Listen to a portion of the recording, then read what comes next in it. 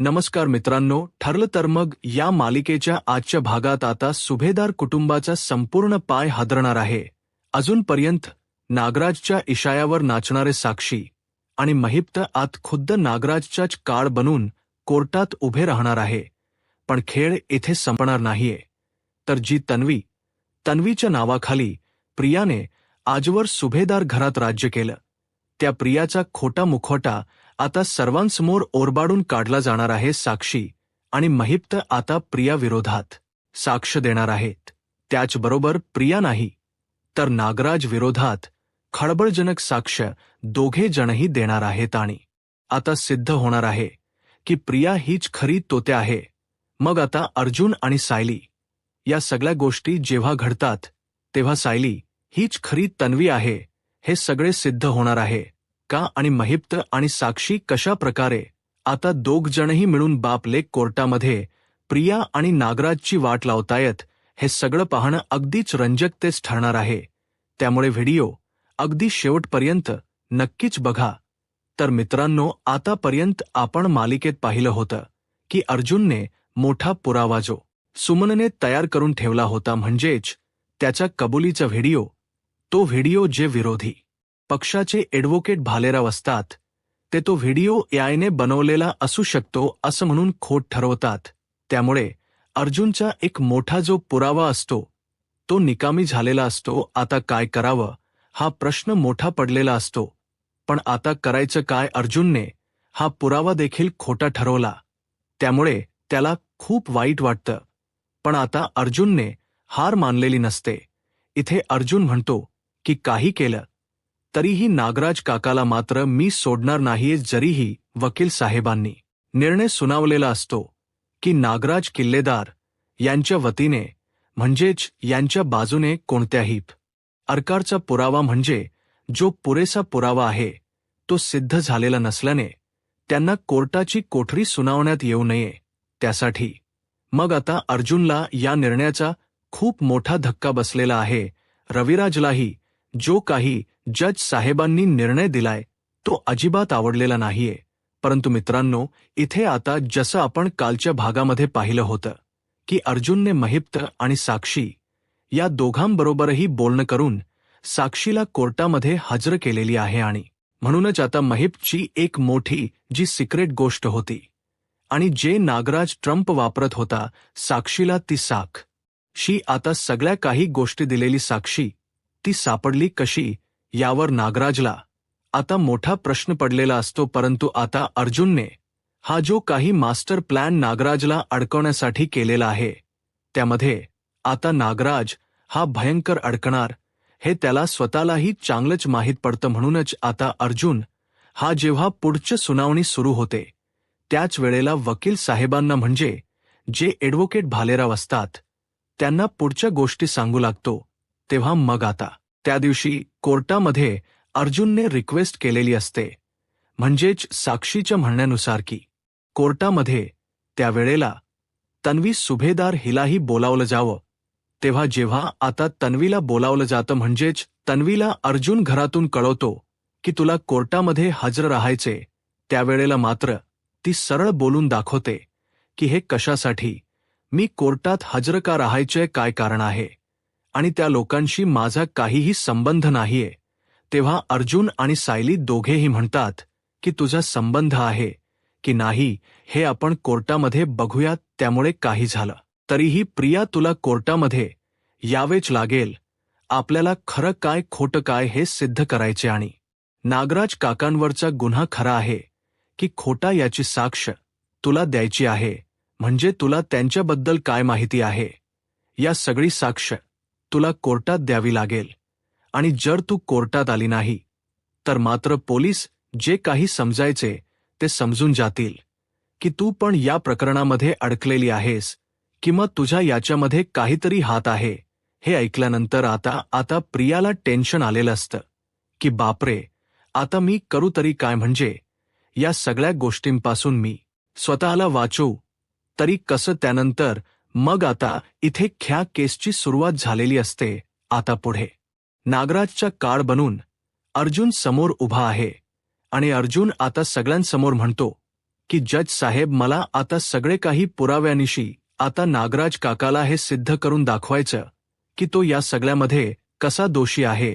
ते पुढे आपण बघूया की ही जी व्यक्ती आहे ती म्हणजे साक्षी शिखरे उर्फ समीरा शेखर म्हणजे या हिच्याबद्दल मी काही सांगू इच्छितो. महिप्त शिखरे यांची मुलगी साक्षी शिखरे ही जेव्हा जेलमध्ये होती तेव्हा आपण आश्रम केसमध्ये हिला जेल घडवून दिली होती. त्याच वेळेला ही जेलमध्ये असताना एक मोठी गोष्ट घडत होती.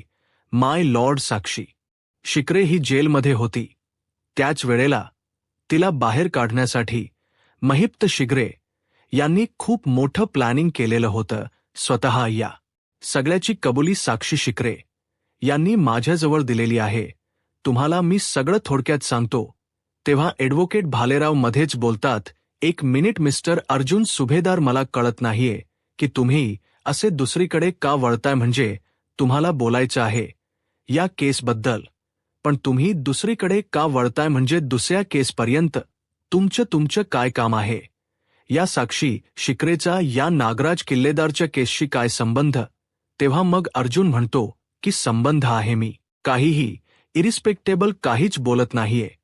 त्यामुळे तुम्ही आता जे काही ऐकायचं ते प्लीज शांत डोक ठेवून ऐका आणि तुम्हाला मी सगळ्यांसमोर क्लिअर करून दाखवेनच की या सगळ्याचा याच्याशी काय संबंध आहे नेमका. त्यानंतर अर्जुन पुढे बोलायला सुरुवात करतो की माय लॉर्ड, हे सगळं जेव्हा घडलं त्यावेळेला अशी अफवा निर्माण करण्यात आली होती, म्हणजे महिप्त शिखरे यांनी जेलमध्ये असं दृश्य निर्माण केलं होतं की त्यावेळेला त्यांची मुलगी मेली. म्हणजे खरं तर महिप्त शिखरे यांनी दुसऱ्याच मुलीला मारलं होतं. आता हे ऐकल्यानंतर मात्र कोर्टामध्ये एकच प्रकारची खळबळ उडालेली असते, कारण की महिप्त शिखरे यांनी इतके गुन्हे केलेले आहेत की खरंतर त्याला कुठलीही एक शिक्षा देणं हे कमीच. परंतु मला माहिती आहे की हे सगळं त्यांनी केलं ते आपल्या मुलीसाठी केलं. अशा प्रकारे त्यांनी जेलमधून स्वतःच्या मुलीला पळवलं आणि त्याच्या मुलीने स्वतःची नवीन ओळख निर्माण करून ती एका विश्वात राहते आणि ती वेगळीकडे राहिल्याने तीच तिने ओळख निर्माण केली. म्हणजेच तिने स्वतःचे सगळे काही, जे पॅन कार्ड किंवा आधार कार्ड, हे सगळे चेंज करून ती आता समीरा शेखर या नावाने या जगात वावरते. तिला कोणी ओळखू नये यामागचा तिचा हा उद्देश आहे. परंतु तिला ओळखलं ते इन्स्पेक्टर आणि आम्ही, म्हणजेच ती जेव्हा वकील बनून कोर्टामध्ये किंवा वकील बनून पोलीस स्टेशनमध्ये भेटायला आली होती त्याच वेळेला आम्ही तिला ओळखलेलं होतं. आणि हे सगळं जेव्हा ॲडव्होकेट विशाखा प्रभूने असं म्हणून ती जेव्हा भेटायला आली त्यावेळेला आम्ही तिला ओळखलेलं होतं. तेव्हा हे सगळं अर्जुन एक्सप्लेन करतो आणि म्हणतो की त्या क्षणी आम्ही तिला पकडली आणि त्यानंतर आमच्या एक गोष्ट लक्षात आली की हा जो नागराज किल्लेदार आहे तो नागराज किल्लेदार या साक्षीवरून आपला, म्हणजेच या महिप्त चिकरेला तो अशा प्रकारे दबावाखाली धरतोय की तू जर माझं नाव सांगितलं तर मी तुझ्या मुलीची सत्य जे काही आहे ते सगळ्या जगासमोर आणेन. म्हणजेच की जर साक्षी ही जिवंत आहे जगाला कळलं तर साक्षीला पुन्हा जेल होऊ शकते. त्यामुळे आतापर्यंत महिप्त चिखरे हे गप्प होते, कारण की किती काही झालं तरी आपल्या मुलीला वाचवावं हाच एक हेतू त्यांचा होता. तेव्हा मात्र तिथे प्रिया गप्प बसलेली असते. परी आता गालातच असते आणि म्हणते की अरे वा, म्हणजे आता ही साक्षी पण अडकली, वा बरंच झालं, म्हणजे माझ्यासाठी देव सगळेच रस्ते रिकामी करतोय वाटतं. तेव्हा आता पोलिसा, म्हणजेच जे काही अर्जुनचे बोलणे आहे किंवा त्याचे जे काही कोर्टामधला जो वादविवाद असतो तो अगदी व्यवस्थित पटलेला असतो जज साहेबांना. आणि जज साहेब म्हणतात की ॲडव्होकेट भालेराव, तुम्ही या अगोदर जे काही आपले प्रतिस्पर्धी किंवा प्रतिभास्पर्धी वकील बोलता येत नीट ऐकून घ्या आणि त्यानंतरच मग रोकटोक. कळलं तुम्हाला जेव्हा बोलायला दिलं जाईल तेव्हा तुम्ही बोला, असं म्हणून भालेरावांना चांगलंच झापतात जज साहेब. तर इथे सुमन हे सगळं समोर बघत असते. मग त्यानंतर अर्जुन म्हणतो की अशा प्रकारे महिप्त शिखरेने स्वतःच्या मुलीला सोडवलेलं आहे आणि याच मुलीच्या सांगण्यावरून महिप्त शिखरे यांनी कोर्टामध्ये असं सांगितलेलं होतं की नागराज किल्लेदार किंवा त्याच्या विरोधात तोंडच उघडलेलं नव्हतं. त्यानंतर मग पुढे आता प्रिया देखील समोर असते, कारण की महिप्त आणि साक्षी या दोघांनाही प्रियाला प्रिया कोर्टात हवी असते. त्यासाठीच अर्जुनने आणि अर्जुनजवळ त्यांनी अगोदरच सगळं काही बोललेलं असतं की प्रियाला कोर्टात हवी आहे. तेव्हा मात्र महिप्त शिखरे हा बोलतो, अर्जुन म्हणतो की महिप्त शिखरे, आता याच्या पुढंच जे काही आहे ते तुम्ही बोलाल अशी मी अपेक्षा करतो. आता महिप्त शिखरे बोलायला सुरुवात करतो. तो म्हणतो की जज साहेब हो, जे काही ॲडव्होकेट अर्जुन सुभेदार बोलतात ते अगदी योग्य बोलतात. माझ्या मुलीला हे दोघंजण म्हणजे. तेव्हा लगेचच अर्जुन त्यांना क्रॉस क्वेश्चन करतो, दोघं म्हणजे कोण? नागराज किल्लेदार आणि कोण? त्यावेळेला इथे आता रविराज आणि बाकीचे सगळे उपस्थित असतात. प्रियालाही कोर्टात बोलावलेली असते, त्यामुळे रविराजच्या आता सगळं लक्ष त्या बाजूने असतं. मग अर्जुन त्याला विचारतो की दोघं म्हणजे कोण? नागराज सोबत आणखी कोणी होतं का? तेव्हा मग महिप्त सांगताना दिसतो की हो, नागराज किल्लेदार सोबत ही तन्वी म्हणजेच ही प्रिया ह्या देखील दोघजण होते. म्हणजे माझ्या लेकीला ब्लॅकमेल म्हणजेच करून असं सब वाचण्याबाबत या दोघांचाच हात आहे. आता प्रियाचा देखील याच्यात हात आहे. हे ऐकल्यावर सायली आणि बाकीच्या सगळ्यांना जबरदस्त असा धक्का बसतो. सगळेजण आता प्रियाकडे बघायलाच लागतात. त्यानंतर मग आता साक्षी म्हणत असते की जज साहेब मलाही काहीतरी बोलायचे. त्यानंतर मग साक्षी तिच्याही जो काही मुखवटा असतो तो मुखवटा आता ती उतरवते आणि म्हणते की जज साहेब, हे नागराज किल्लेदार आणि प्रिया हे दोघजणही खूप घाणेरडी माणसं आहेत. स्वतःच्या स्वार्थासाठी हे काही करायला तयार आहेत आणि मला देखील अडकवत होते. म्हणजे मला खोटे पुरावे किंवा मी तुम्हाला एक्सपोज करी अशी धमकी देऊन ते माझ्याबरोबर असे भागत आहेत. त्यानंतर मग सुमन ते सगळं बघत असते. नागराजने काय काय केले आणि त्याचे काय काय कृत्य आहेत, त्यामध्ये आपली तन्वी ही सामील आहे हे पाहून तिलाही खूपच आता धक्का बसलेला असतो. त्यानंतर मग आता सुमन ही सगळ्यांसमोर म्हणते की मलाही काहीतरी बोलायचं जज साहेब. तेव्हा सुमन ही सगळ्यांसमोर आता विटनेस बॉक्समध्ये येते आणि म्हणते की मला एक गोष्ट सांगायची आहे. म्हणजे जे काही आता साक्षी किंवा महिपा शिखरे हे जे काही बोलले असतील ते ठीक आहे, परंतु मला एक गोष्टही सांगायची आहे की तन्वी म्हणजेच तन्वी ही आमची जी पुतणी आहे तिच्याबरोबर तिच्या जे काका होते म्हणजेच नागराज किल्लेदार यांचे खूप चांगले संबंध होते. म्हणजे दोघे जणही खूप चांगले वागायचे. तर मला एक गोष्ट आणखी बोलायची आहे, ती म्हणजे की मी जेव्हा मला किडनप करून ठेवलं होतं त्यावेळेला मी बेशुद्ध होते खरं तर, परंतु मला एक लक्षात आलं. जेव्हा मी शुद्धीत येत होते तेव्हा माझ्या नव्यासोबत आणखी एक मुलगी होती आणि मला असा दाट संशय आहे की त्यांच्याबरोबर ही प्रिया असावी. म्हणजेच प्रिया म्हणजेच तन्वी ही असावी अशी माझी शक्यता आहे. तेव्हा मग लगेच ॲडव्होकेट भालेराव म्हणतात की मॅडम, तुम्ही कसलेही आरोप करत चाललाय. तुम्हाला मी सांगितलं होतं की तुमच्यावर तुम्ही जे काही बोलाल, कोर्टमध्ये साक्ष द्याल, ती कुठलीही ग्राह्य धरली जाणार नाही, कारण की तुम्ही एक मानसिक रुग्ण आहात, बरोबर. त्यामुळे तुम्ही कुठल्याही प्रकारच्या गोष्टी बोलू नयेत असं म्हणून आता सुमनला तो तिथेच गप्प बसवतो. परंतु अर्जुनला तर माहीत पडलेलं असतं की यामध्ये प्रियाचा देखील तेवढाच हात आहे. आता अर्जुन हा महिप्तला बोलायला लागतो की आता काय बोलायचं तुम्हाला नागराज किल्लेदार यांच्याबद्दल. तेव्हा महिप्त आता स्वतःच तोंड उघडतो आणि मनातच ठरवतो की आता या दोघ गिधाडांना मी तिथल्या तिथे समोरासमोर पोलिसांमध्ये अडकवणार. मपत चिकरे हा बोलायला सुरुवात करतो. तो म्हणतो की बोलायचं ना ॲडव्होकेट सुभेदार, खूप बोलायचं मला. या नागराज किल्लेदारची कातडी तर मी तुमच्या समोर उघडली की याने माझ्या लेकराला त्रास दिला आणि त्याच्यासाठी मी माझं तोंड बंद करून होतो. शेवटी किती काही झालं तरी गुन्हेगार असूनही मी एक बाप आहे. आणि आणखी महत्वाची गोष्ट म्हणजे की जी पब्लिकमध्ये बसली ना ती तोंड बंद करून तू इकडे तिकडे बघू नको. तुलाच बोलतोय, मी प्रिया उर्फ बबली लोखंड तूच आहेस. ती तेव्हा आता बाकीच्या सगळ्यांना जबरदस्त असा धक्का बसतो. तेव्हा मग प्रिया म्हणते की ओ तुम्ही काय बोलताय काय. तेव्हा प्रियाची रिएक्शन अशी असते की जणू काही मी त्यातली नाहीचे, म्हणजे मला हे काही माहीतच नाही, अशी तिची सगळी रिएक्शन असते. त्यावेळेला मग अर्जुन म्हणतो की महिप्त शिकरे, तुम्ही जे काही बोलताय ते क्लिअर सांगा सगळं कोर्टाला. तेव्हा मग महिप्त सांगतो की सगळं मी क्लिअरच सांगतो.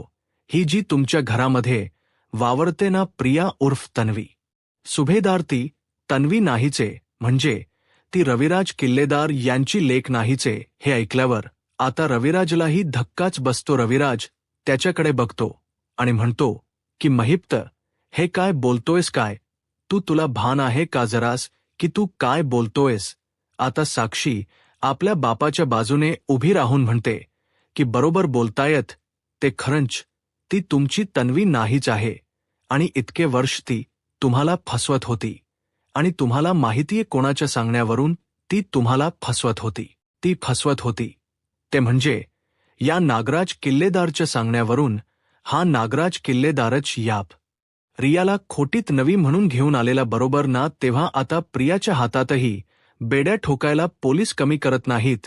इन्स्पेक्टर सावंत लगेच जाऊन प्रियाला पुढे घेऊन येतात आणि तिलाही ते आता आरोपीच्या पिंज्यातच एक प्रकारे उभा करतात. नंतर मग प्रियाच हे वागणं आणि बोलणं पाहून ती स्वतःला लगेच प्रोटेक्ट करते आणि म्हणते की नाही नाही, हे खरंच मी असं काहीच केलेलं नाहीये, प्लीज असं करू नका. त्यावेळेला अश्विन मात्र खूप चिडतो आणि म्हणतो की हे काय चालू आहे तन्वी? अगं हे जे मी ऐकतोय ते खरं आहे का? तू खरंच तन्वी नाहीयेस? मग कोण आहेस तू? नक्की आहेस तरी कोण? त्यावेळेला महिप्त चिकरे सांगतो की हिची खरी ओळख आता मी तुम्हाला सांगतो. याची खरी ओळख आहे ती म्हणजे ही बबली लोखंडे आहे, सदाशिव मैनावती लोखंडे, या दोघांची ही मुलगी. आता हे ऐकल्यावर अर्जुनला धक्का बसतो आणि एक प्रकारे त्याच्या मनाला समाधान मिळालेलं असतं. मग तेव्हा लगेचच अर्जुन म्हणतो की मला वाटलंच होतं, ज्यावेळेला ते दोघंजणही आमच्याकडे राहत होते ना, त्यावेळेला त्यांच्या सगळ्या वाईफ याबरोबर त्यांच्या मुलीशी म्हणजेच प्रियाशी मॅच होत होत्या, त्यांच्या बबली बरोबर. म्हणूनच हे सगळं इतकं घडत होतं आणि सायली म्हणून, सायलीचे आई वडील म्हणून त्यांना घरी आणण्याचा कार्यक्रम कोणी केला होता? महिप्त. आता गप्पच बसतो. मपत त्याचीही कबुली देतो की हे सगळं करण्याच्या मागे माझा आणि या नागराजचाच हात होता. आता सगळे एक एक गोष्टीची कबुली कोर्टासमोर दिली जात असते. त्याचप्रमाणे डॉक्टर श्री असतात, त्या पोलिसांसमोर येऊन सगळी कबुली देतात. म्हणजेच सुमनला जे काही वेडे ठरवण्यात आले होते आणि जे रिपोर्ट्स हे दिले होते ते अत्यंत खोटे आहेत. नागराज किल्लेदार यांना एक्सपोज करण्यासाठीच हा सगळा प्लॅनिंग होता. तर मला माहिती आहे मी माझ्या पैशाच्या विरोधात जाऊन हे सगळं वागले. त्यासाठी मी कोर्टाची अत्यंत दिलगिरी व्यक्त करते, परंतु माफी मागतही आहे. आणि मी एकच गोष्ट सांगते की असे गुन्हेगारांना पकडल्या जाण्यासाठी मला अर्जुन सुभेदार यांनी दोघांनी कॉन्टॅक्ट केलं आणि मी त्यांना सहकार्य केलं असं म्हणून आता तिथूनच त्या मॅडमही व्यवस्थितपणे सुमनची पाठराखण करत, म्हणजे त्यांना त्या सगळ्या गोष्टीमधून सोडवतात. म्हणजे सुमनची प्रत्येक साक्ष ग्राह्य धरली जात असते. आता प्रिया गप्प असते. काय करावं हेही तिला काही कळत नाही. रविराज आता सगळ्या गोष्टींच्या मुळाशी पुचलेला असतो. महिप्त आणि साक्षी या दोघांनी कोर्टात आज जो काही सत्याचा भडका उडवलेला असतो, त्यामुळे रविराजला जबरदस्त धक्का आणखी बसलेला असतो. रविराज आता कॉलर धरतो नागराजची आणि म्हणतो की हे सगळं काय केलंस? तू सांग मला नक्की काय होतं हे सगळं? तेव्हा सगळेजण अर्जुन चैतन्य समजवतात की सिनियर प्लीज तू कायदा हातात घेऊ नको, पण नागराजला तो पकडतो आणि म्हणतो की हे सगळं काय केलंस सांग ना, म्हणजे माझी मुलगी आहे तरी कुठे सांग. माझी तन्वी, ही खोटी तन्वी म्हणून तू माझ्या आयुष्यात आणलीस. खरंतर अगोदरच मला संशय यायचा की माझी मुलगी आहे की नाही, पण या सगळ्या तुझ्या गोष्टींवर मी विश्वास ठेवला होता आणि आता मात्र मी माती खाल्ली सगळे पोलीस येतात आणि रविराजला मागे खेचू लागतात की सर प्लीज मागे व्हा सायली. आता त्यांना एक आवाज देते की प्लीज रविराज काका आणि ती बाबा अशी त्यांना हाक देते. त्याचबरोबर पटकन रविराज त्या नागराजला सोडून देतो आणि प्रिया देखील रागाने हे सगळं भोगत असते. आणि मग अर्जुन आणि बाकीच्या सगळ्या गोष्टी क्लिअर होतात. अर्जुन म्हणतो साहेब दट्स ऑल, म्हणजे आतापर्यंत ज्या काही गोष्टी फसलेल्या होत्या महिप्ता आणि त्याच्या लेकीने, या सगळ्या गोष्टींची कबुली सगळ्या कोर्टासमोर दिलेली आहे. आता रतिमा आणि रविराज हे दोघ जणही कोर्टामध्ये सांगतात की आमचे हे जे गुन्हेगार आहेत त्यांना अजिबात सोडू नका. ही प्रिया या नागराज भाऊजी बरोबर या प्रियालाही तेवढी सक्तीची शिक्षा झाली पाहिजे. यांनीही आम्हाला आयुष्यभर फसवले, म्हणजे जेवढी वर्ष ही आमच्या सोबत राहिली तन्वी बनून आमच्या सोबत वावरतीये तरीही या मुलीला काही लाज नाही. ही खोटारडी तोते आहे आणि त्यामुळे या मुलीलाही आता जन्मठेपेची शिक्षा झाली पाहिजे. तिनेही प्रत्येक गुन्ह्यांमध्ये यांची साथ दिली नागराज सुभेदारची, त्यामुळे तिलाही पोलिसांच्या ताब्यात दिलं पाहिजे. आता हे सगळं कसं घडणार आहे? प्रिया पोलिसांच्या ताब्यात गेल्यानंतर नेमकं पुढे काय घडणार? अर्जुन साहिली आता ख्यात नवीचा शोध कसा घेणार आहे? आता पुढे काय होईल हे पाहायला आत्ताच माझा महाराष्ट्र या यूट्यूब चॅनलला सबस्क्राईब करा. धन्यवाद.